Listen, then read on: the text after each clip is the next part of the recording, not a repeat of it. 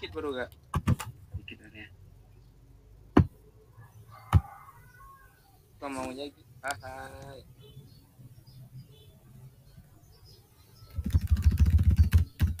Oke, anak cara.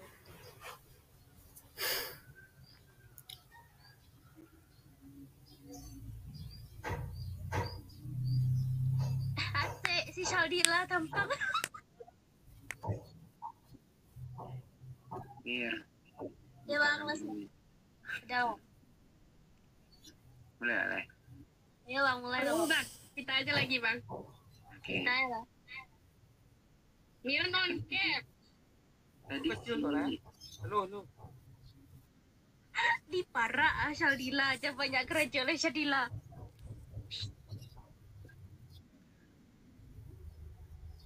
Dah mulai. Bang. Assalamualaikum warahmatullahi wabarakatuh. Waalaikumsalam warahmatullahi wabarakatuh.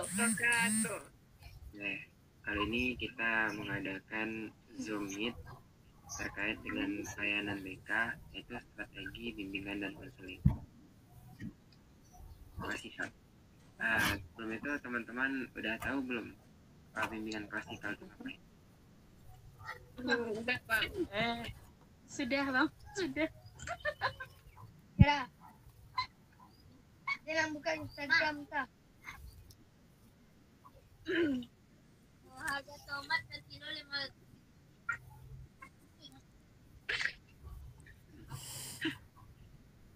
Sekali lagi, teman-teman udah tahu belum bimbingan klasikal itu apa? Tidak bang. Tidak bang. Jadi bimbingan klasikal itu merupakan salah satu strategi dalam layanan bimbingan dan konseling yang mana itu yang seharusnya ya ada seorang guru atau guru BK dengan murid. Di dalam murid itu minimal adanya 10 orang atau lebih efektifnya 25 orang.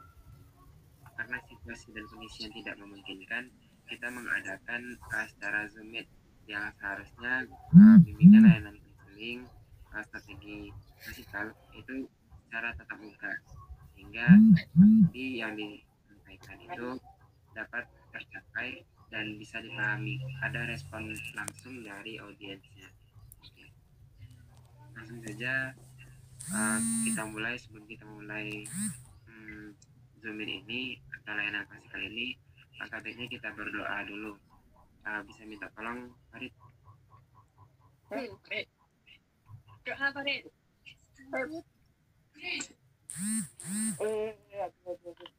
Mari kita Iyalah. doa ya. Doa guys, doa. Apa Farid? Bismillahirrahmanirrahim. Sudah ada penabuh pertama sallallahu alaihi wasallam al-Fatihah. Bismillahirrahmanirrahim.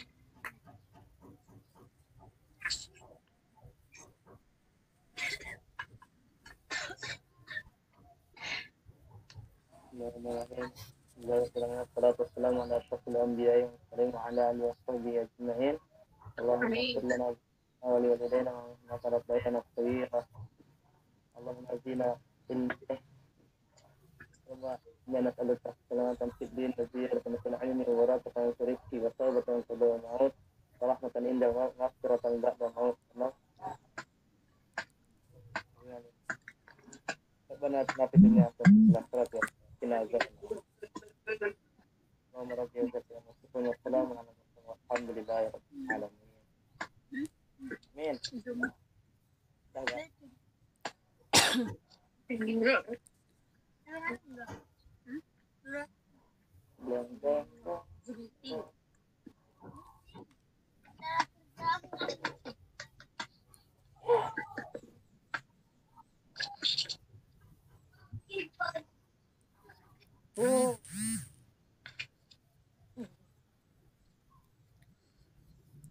Terima kasih kepada Farid. Langsung saja kita masuk ke inti dari pembicaraan layanan klasikal ini. Jadi di dalam layanan klasikal ini Kak ingin membahas hubungan konsep diri dengan perencanaan karir. Sebelumnya, ada yang tahu konsep diri itu apa? Konsep diri? Tidak, Kak. Tidak. Tidak, Kak. Tidak tahu ya? Tidak, Kak. Jelasin ya. Konsep diri merupakan seperangkat instrumen mengendalikan mental dan karenanya mempengaruhi kemampuan berpikir seseorang. Maksudnya di sini, konsep diri merupakan seperangkat alat untuk mengendalikan mental seseorang. Jadi bisa mempengaruhi bagaimana seseorang itu berpikir. Dan konsep diri akan memberikan kerangka acuan, gambaran-gambaran yang mempengaruhi manajemen diri. Manajemen diri di sini maksudnya cara kita mengatur diri kita sendiri. Itu kesadaran diri kita dalam mengendalikan diri, baik terhadap situasi maupun terhadap orang lain.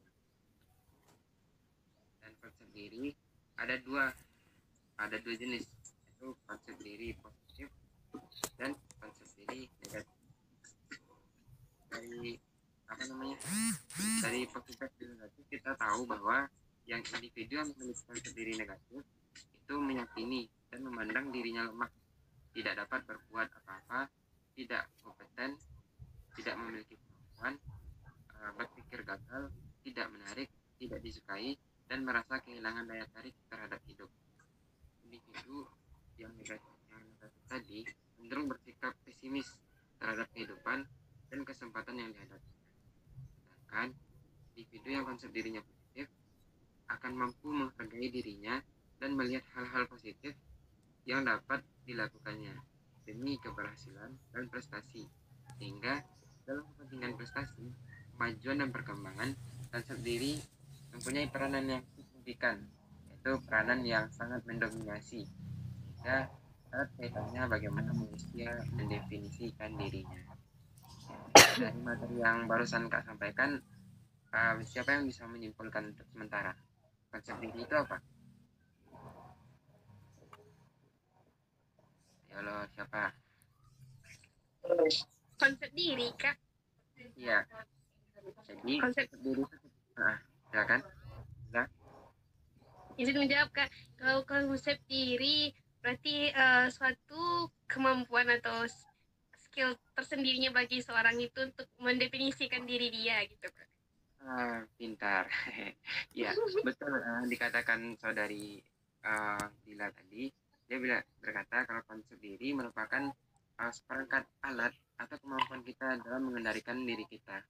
Dan di dalam ada dua jenis kan, konsep diri positif dan konsep diri negatif. Gimana ciri konsep diri yang negatif tadi? Ada yang bisa jelaskan? Konsep diri negatif. Dia sering juga patah-patah. Patah-patah ya? Itu sedang tolong.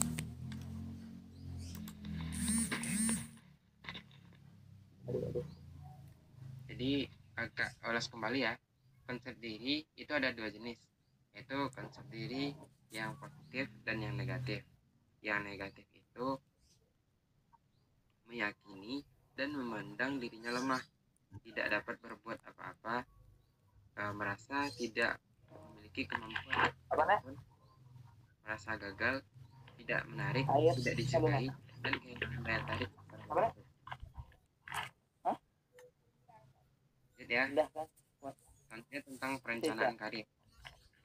Perencanaan karir adalah suatu proses untuk memutuskan tujuan-tujuan yang akan dikejar selama periode waktu mendatang dan yang akan dilakukan agar mencapai tujuan tersebut.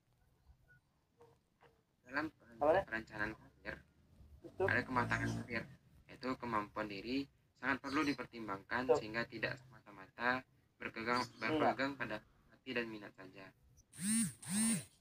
Oleh karena itu, perlunya bagi seorang siswa untuk mengenal dan memahami dirinya, menyesuaikan diri dengan lingkungan, serta mempunyai rasa percaya diri yang tinggi, sehingga dapat melihat kelebihan dan kekurangan untuk mengenal kemampuan dan bakatnya.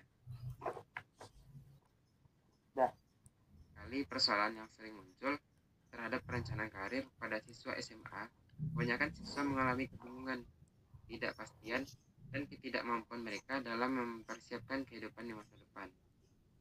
Seorang siswa diharapkan memilih konsep diri yang positif jika memiliki perencanaan karir yang matang.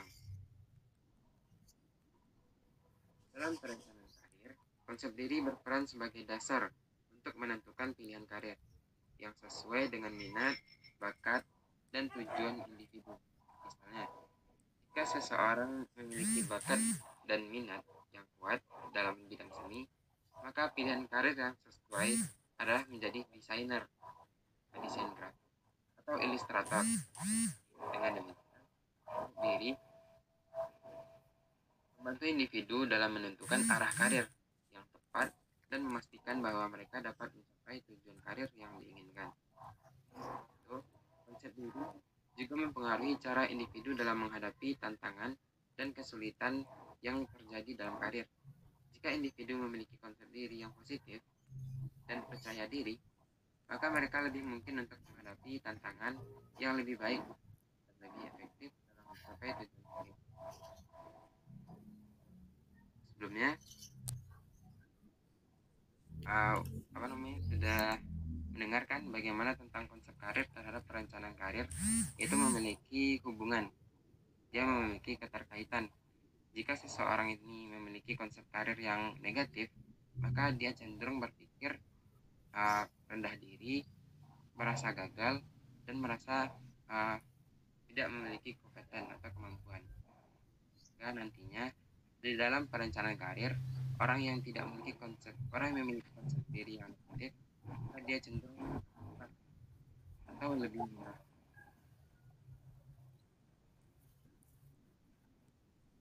Gimana teman-teman, udah bosan?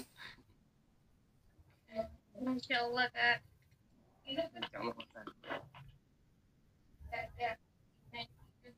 Kita lanjutkan atau bagaimana? Lanjut, Kak. Lanjut. Oke, sebelum kita lanjut, kita ada satu permainan. Kita main tebak-tebakan. Boleh, Kak. Boleh. Mulai dari menyebutkan ciri-ciri. Silahkan siapa yang tahu sebut orang.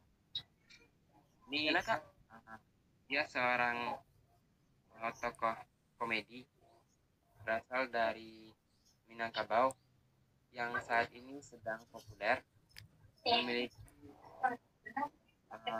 akun YouTube yang lumayan viral. Siapa yang tahu itu? Paca Paruy. Siapa orangnya? Paca Paruy. Siapa orang? Kak. Betul. 100 Farid, betul. Iya, Pras Teguh namanya. Farid.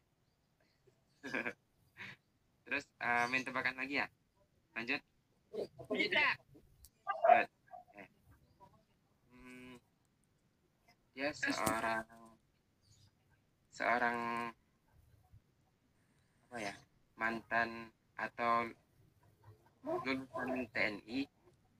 Setelah dia lulus dari TNI, dia mencalonkan diri sebagai presiden.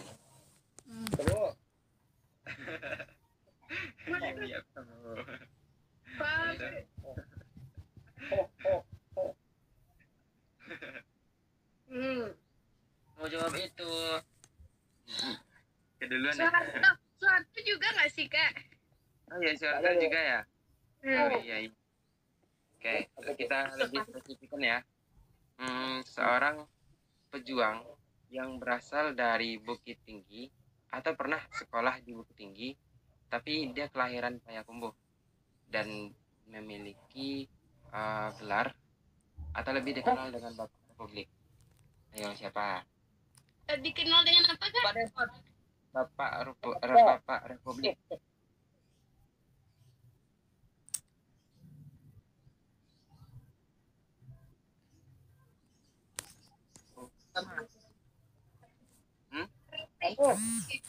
Rizky Pratama. Gak tahu, Kak. Kira, Kak? Nah, Kak Sting ciri-cirinya satu lagi ya. Dia pernah sekolah di berkelahiran di Payakumbuh, merupakan seorang pejuang, penulis, juga penyair. Dia memiliki julukan atau sebutan lebih dikenal dengan Bapak Republik. Mahatta.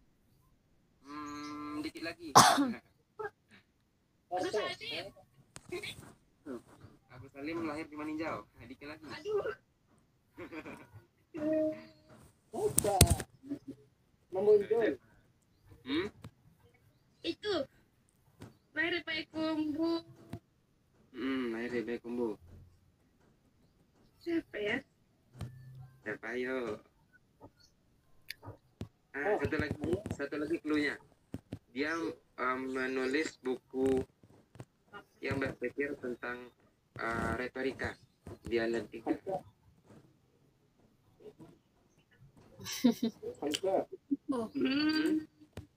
Dikit lagi. Belum tepat. Hamka lahir di Maninjau. Boleh jawab nggak Kak? Tak boleh. Nyerah? Awal namanya Kak. Awal namanya T. Tan Malaka. Ya, betul. Jadi, Tan Malaka merupakan seorang pejuang yang pernah sekolah di Bukit Tinggi, berkelahiran di Payakumbuh. Oh. Nah, Tan Malaka disebut dengan Bapak Republik karena pemikirannya yang mana pada saat itu Indonesia merupakan negara yang dipecah belah pada agresi militer, membentuk negara Republik Indonesia Serikat atau lebih dikenal dengan Indonesia RIS, Republik Indonesia Serikat. Maka yang menyatukan RIS menjadi NKRI merupakan Tan Malaka, yaitu pejuang asli dari Bukit Tinggi. Oke, bisa kita lanjut materinya Lanjutkan. atau kita lanjutkan tebak-tebakannya. Tebak-tebakan Kak? Tadi Kak. Terakhir ya. Terakhir ya. Kita membahas tentang Buya Hamka. Buya Hamka merupakan seorang pejuang yang mendirikan Persatuan Ulama-Ulama di Indonesia atau lebih dikenal dengan MUI. Jadi Buya Hamka merupakan pendiri dari organisasi keagamaan. Nah, dalam karyanya Buya Hamka pernah menulis tentang tenggelamnya kapal Vanderwijk. Betul. Betul. Udah baca bukunya atau udah nonton filmnya? Nggak tahu Kak, nanti nonton Kak. Nggak tahu ya. Kita sebutkan ya. Di dalam karyanya tenggelamnya kapal Vanderwijk terdapat sebuah tokoh utama yang bernama Zainuddin. Sama Laila. Kenapa dia? Gak. Oh, SI Kak. Nggak ada Kak, lanjut Kak. Lanjut ya. Di dalam bukunya terdapat tokoh utama yang bernama Zainuddin.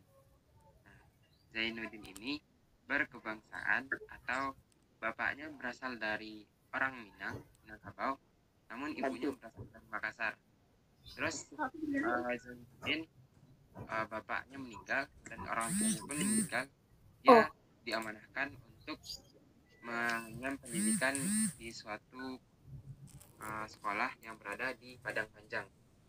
Boleh jawab nggak Kak? Di Padang Panjang, Zainuddin berkeliling dengan gurunya dan melihat seorang perempuan Hayati. namanya. Dia orang nggak tahu kan ya. Tak lama kemudian Hayati ini Zainuddin ini tertarik dengan Hayati. Namun masalahnya di sini Hayati merupakan seorang yatim piatu yang tinggal dengan mamanya. Mama ini merupakan sebuah datuk di desanya. Karena datuk itu harus memperkuat dan harus menjalankan Zainuddin ini terusir.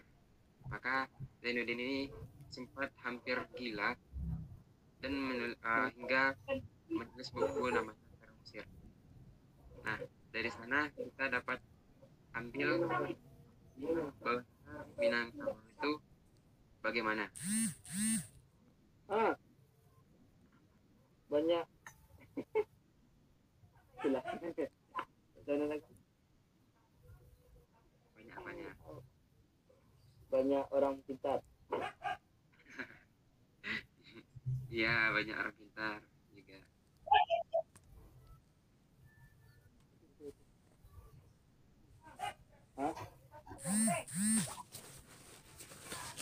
Bisa kita lanjutkan. Bisa nggak? Lanjutkan aja nggak? Lanjutkan ya. Jadi kita sampai di konsep diri. Nah, di dalam konsep diri itu berpengaruh kepada perencanaan karir. Dalam perencanaan karir, konsep diri berperan sebagai dasar menentukan pilihan karir yang sesuai dengan bakat dan minat yang kuat.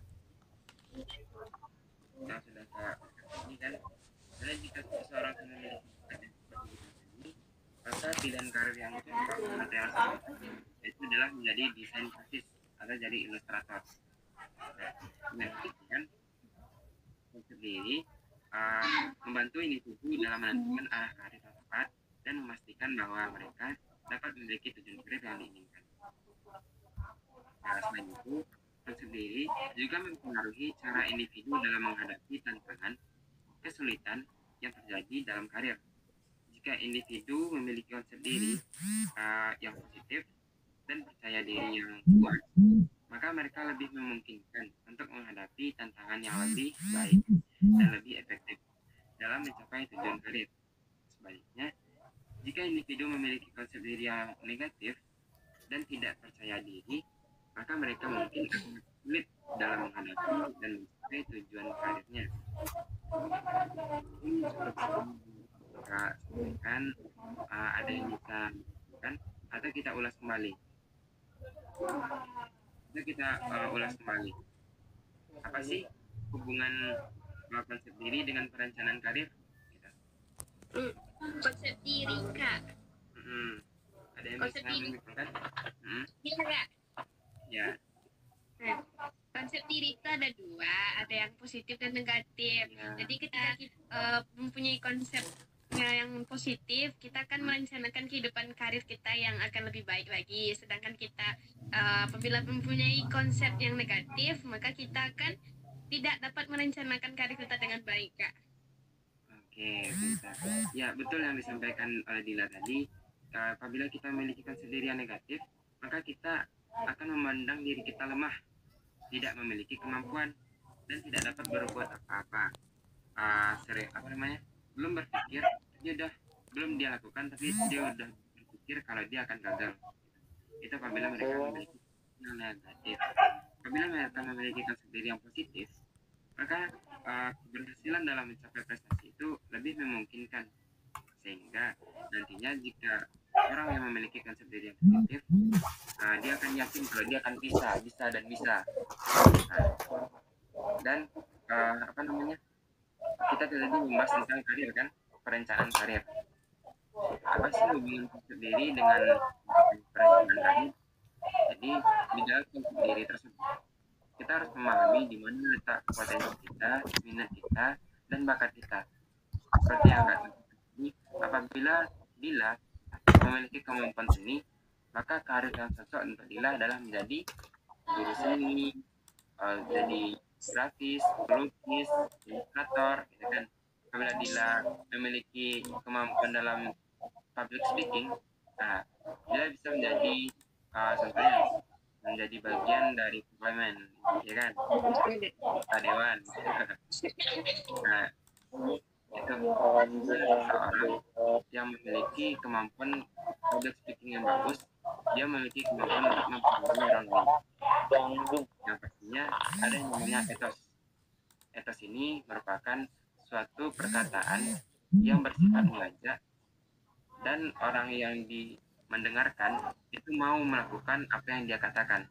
atas dasar dia lebih dahulu menekuni, lebih dahulu menjalani, baru dia katakan ke orang lain, sehingga nantinya orang lain pun percaya apapun yang dia katakan.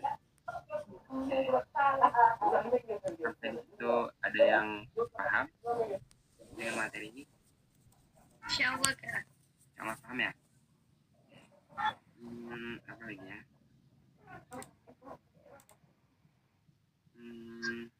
Satu lagi, selain Dila, Zoli bisa menyimpulkan untuk sementara konsep diri itu apa?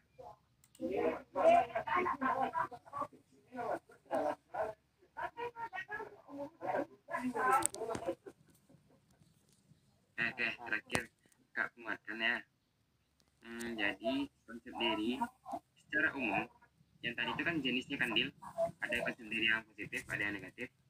Namun secara umum pengertian konsep diri merupakan seperangkat instrumen mengendali dan karenanya mempengaruhi dan memberikan kemampuan seseorang dalam memanajemen diri. Ini konsep diri merupakan perangkat instrumen pengendali mental dan karenanya mempengaruhi kemampuan berpikir seseorang. Konsep diri akan memberikan kerangka acuan yang mempengaruhi manajemen diri terhadap situasi terhadap orang lain. Bahasa sederhananya merupakan seperangkat alat yang mengendalikan mental dan mempengaruhi seseorang dalam berpikir. Sejauh yang Kak sampaikan materi tadi, apakah ada pertanyaan?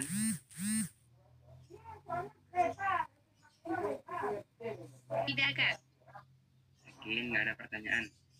Karena konsep ini merupakan landasan seseorang dalam menentukan gimana hidup ke depannya.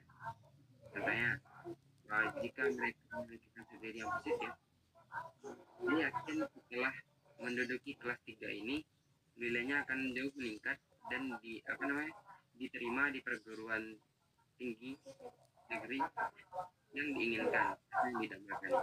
Kalau mereka memiliki konsep diri yang negatif, maka dia tidak yakin dengan kemampuannya, tidak akan mampu menjalani atau menekuni kelas 3 ini karena materinya udah level yang lebih tinggi lagi. Dan konsep diri yang negatif meyakini bahwa dia tidak akan lulus di perguruan tinggi yang dia idamkan. Yang positif itu dilandasi dengan kepercayaan. Kalau yang positif tadi dia memiliki kepercayaan diri yang tinggi, ya kan? Nah, pastinya dengan kepercayaan diri yang tinggi, dia akan berjuang untuk mendapatkan apapun yang dia inginkan. Sebaliknya, jika konsep diri negatif, belum dia melakukan, dia sudah menyerah duluan. Gitu. Maka penting rasanya kita mengenali diri kita dan melihat konsep diri kita atau mengatur diri kita sejauh mana kita dalam berpikir atau merencanakan karir kita ke depannya. Kalau boleh tahu, Dila karirnya rencananya mau cita-cita jadi apa? Namanya karir dan cita-cita. Apa perbedaan cita-cita dengan karir? Karir itu kan ada nih istilah wanita karir, gitu kan? Bukan iya, ada, kan nggak ada wanita cita-cita, nggak ada kan? Tidak ada Kak. Apa bedanya karir sama cita-cita? Bedanya cita sama karir. Iya Kak. Perbedaan karir dan cita-cita itu kalau karir itu bagaimana seseorang menjalani proses untuk mencapai cita-cita. Contohnya karir seorang siswa itu menjadi yang lebih singkatnya menjadi guru. Nah, kalau dia mau menjadi guru, dia harus karirnya gini, kelas 3 belajar yang giat, mendapatkan perguruan tinggi sesuai dengan jurusan keguruan, fakultas keguruan. Terus setelah menjadi guru, dia harus menyelesaikan perkuliahannya. Setelah perkuliahannya selesai, dia akan mendapatkan sertifikasi sebagai guru. Itu kan ada proses, ada jenjangnya. Namanya jenjang karir. Mungkin kalau mau menjadi bagian dari parlemen, mau jadi bagian dari eksekutif, kita juga ada jenjangnya tersebut. Pertama kita menjadi anggota. Sebelum itu kita sekolah dulu. Setelah sekolah kita kuliah di fakultas hukum atau yang berkaitan atau yang linearnya. Setelah itu, setelah kita lulus, kita bergabung ke salah satu partai, ya kan? Setelah ke salah satu partai, kita mendapatkan kepercayaan atau dukungan dari beberapa orang untuk lanjut mencalonkan diri menjadi bagian dari eksekutif pemerintahan. Gitu. Kan ada jenjangnya, ada tahap-tahapannya. Proses. Cita-citanya menjadi DPR, jenjang karirnya menjadi jenjang karirnya kayak Kak sampaikan tadi. Gitu. Berproses. Berproses. Untuk menjadi seorang yang diinginkan atau cita-cita yang diinginkan itu memerlukan proses yang lumayan panjang, gitu kan? Dan memerlukan pengorbanan atau perjuangan yang bahkan tidak gampang. Gitu. Tergantung bagaimana kita mengonsepkan diri kita. Kalau konsep diri kita positif, kita yakin kita pasti bisa, itu insya Allah akan terjun. Asalkan kita berusaha dan berdoa. Sejauh ini ada pertanyaan? Tidak, Kak, insya Allah. Kalau dia ada pertanyaan nggak? Bentar, Kak. Berarti karir itu agak sama dengan cita-cita ya, Kak? Kenapa, Joy? Berarti karir ini bisa sama dengan cita-cita ya, Kak? Ya, karir dan cita-cita itu sama namun berbeda. Paham nggak? Bingung kan? Oke, jadi karir merupakan bagian dari cita-cita. Cita-cita merupakan bagian dari karir. Namun karir dan cita-cita ini berbeda. Yang membedakannya, karir merupakan proses kita mencapai sebuah cita-cita, sedangkan cita-cita adalah suatu tujuan yang ingin kita capai. Paham? Paham, Kak. Ada pertanyaan lain? Munadia Hanifah, ada pertanyaan?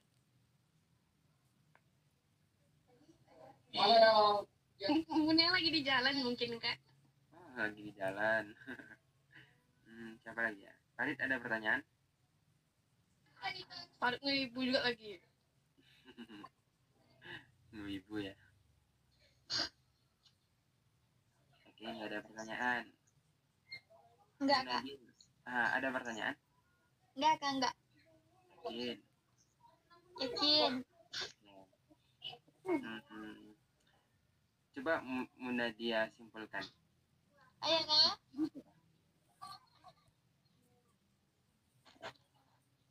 Atau Zoli bisa menyimpulkan atau menyampaikan? Kak baru sampai.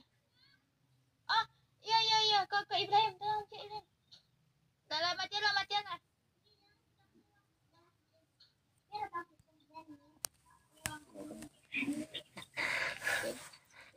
Yang penting paham, Kak.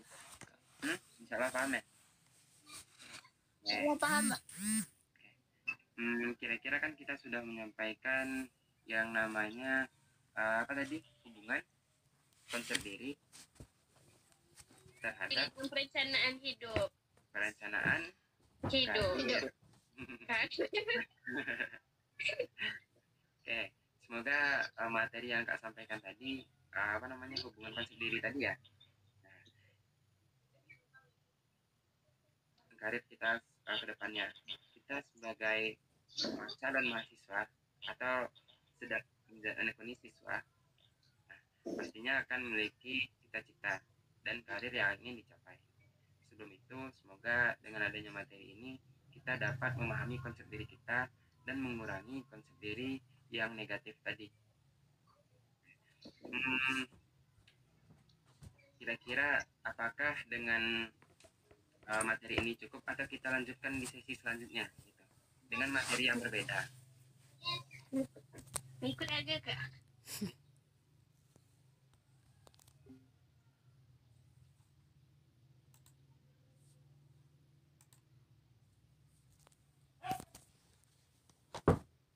Kak, misalnya kan kita bikin pakai dua akun kan, dah HP satu, laptop satu. Nah, terus kita cara